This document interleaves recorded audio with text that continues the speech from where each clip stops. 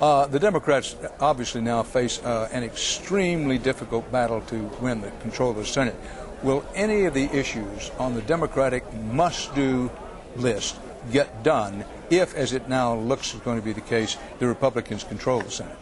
Well, my hope obviously is that Democrats can retain a slim majority, but my understanding of the Senate is that you need 60 votes to get something significant to happen, which means that Democrats and Republicans have to ask the question, do we have the will to move an American agenda forward, not a Democratic or Republican agenda forward? And I think that when you look at issues like health care or the war on terrorism or the education of our children, we should be able to find some common ground and be as constructive as possible regardless of who's in power.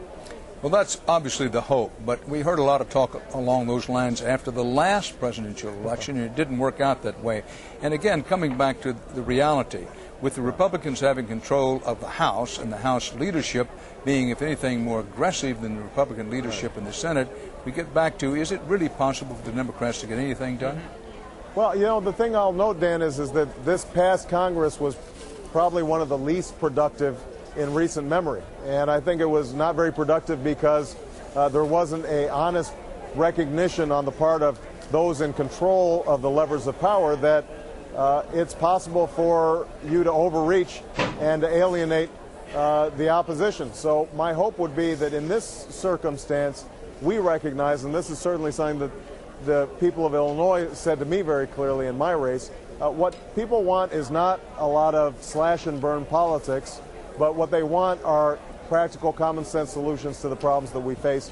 And I certainly would give that advice to, if Democrats were in control, to Tom Daschle in the same way that if Bill Frist is in control for the Republicans.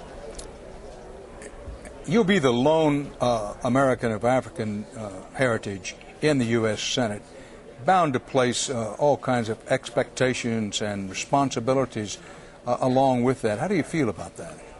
Well, my first responsibility will be to the people of Illinois who are sending me there. And I'm a junior senator coming in, making sure that I learn the ropes, that I understand how the Senate operates as an institution, and that I do my very best to deliver for the people of Illinois.